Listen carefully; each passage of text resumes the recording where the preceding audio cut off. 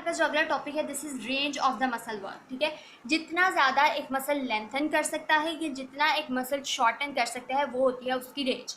अब इसको हम लोगों ने डिफरेंट में डिवाइड किया। याद रखिए ये जॉइंट रेंज ऑफ मोशन से थोड़ा सा डिफरेंट है, या हम लोग मसल की रेंज ऑफ मोशन जो है वो डिस्कस कर रहे हैं। ठीक है, यानी मसल की लेंथ कितनी ज़्यादा इंक्रीज हो सकती है या मसल की लेंथ जो है वो कितनी ज़्यादा डिक्रीज हो सकती है, उसको आप कह रहे होते हैं this is the range of muscle work. अब ना हमारे पास डिफरेंट डेफिनेशन है इसमें और वो हम लोग को बहुत समझने की जरूरत है। सबसे पहले आती है फुल रेंज, दूसरी आती है आउटर, इनर और मिडल रेंज।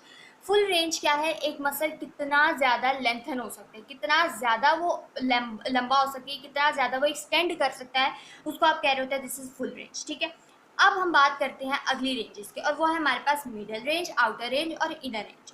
सबसे पहले मिडल रेंज की बात करते हैं ना, तो यहाँ पर मैंने ना एक एग्जांपल दिया एल्बो जॉइंट की, यानी जब आपकी एल्बो सिंपल एक नॉर्मल पोजीशन में होती है, इस दौरान आपकी एल्बो मिडल रेंज में होती है। तो मिडल रेंज बेसिकली क्या हुई कि ना तो आपका मसल जो है वो लेंथन है, ठीक है, ना तो आपका मसल जो है वो लेंथन है और ना ही आपका मसल जो है वो क्या है, शॉर्टन है, बल्कि मसल एक नॉर्मल पोजीशन में है, उसको आप कह रहे होते हैं this is the middle range. Inner range क्या हो गया? नाम से पता चल गया है कि जो आपका मसल है वो क्या है, शॉर्टन है, यानी मसल फुल, जितना मसल शॉर्ट हो सकता था, जितना मसल का साइज कम हो सकता है वो उतने साइज में है, उतने शॉर्टन साइज में है, उसको आप कह रहे होते हैं दिस इज इनर रेंज। और आप यहाँ पर देख सकते हैं कि ये हमारा जो है वो एक जॉइंट है और यहाँ पर आप देखें कि ये हमारा जो है वो एल्बो जॉइंट की एग्जांपल मैंने दिया, तो ये आपका मसल जब भी फुल फॉर्म में होता है तो इसको हम कह रहे होते हैं this is the inner range. और इसमें आप सिंपली एग्जाम्पल दे सकते हैं ड्यूरिंग एल्बो फ्लेक्शन जो बाइसेप होता है वो आपका इनर रेंज में होता है। ठीक है, उसके बाद आउटर रेंज की बात करें तो इनर रेंज के ऑपोजिट जो रेंज है उसको आप आउटर रेंज कह रहे होते हैं, यानी इसमें आपका जो जॉइंट मसल है वो फुली लेंथन होता है, पूरी जो है वो लेंथनिंग होती है उसकी, जितना वो लेंथन हो सकता है उतना वो लेंथन हुआ होता है। और यहाँ पर आप जो है वो सिंपली एल्बो जॉइंट की एग्जांपल और एल्बो एक्सटेंशन की एग्जांपल ले सकते हैं कि ड्यूरिंग एल्बो एक्सटेंशन हमारा जो ट्राइसेप मसल होता है वो कम्प्लीटली जो है वो लेंथन होता है। तो ये बहुत ही छोटा सा पैराग्राफ है लेकिन ये बहुत बेसिक से कॉन्सेप्ट है। उसके बाद हम बात करते हैं स्ट्रेंथ ऑफ मसल कॉन्ट्रैक्शन की। एक मसल की एबिलिटी कि वो कितनी फोर्स को जनरेट कर सकता है उसको आप कह सकते हैं this is the strength of muscle contraction.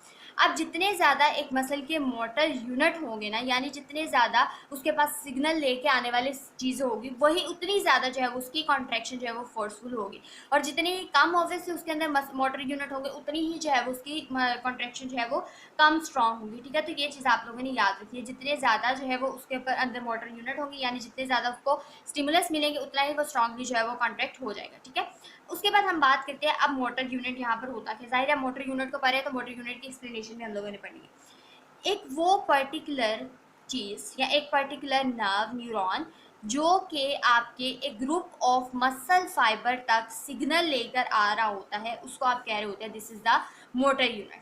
ठीक है, क्या? यानी एक न्यूरॉन जो कि आपके एक मसल फाइबर तक सिग्नल लेकर आ रहा है उसको आप कह रहे होते हैं this is the motor unit. ठीक है, अब ना क्या होता है, एक सीक्वेंस होता है मोटर यूनिट का। सबसे पहले स्टिमुलस मिला, कोई भी एक्सटर्नल इंटरनल फोर्स लगी, एक स्टिमुलस मिला।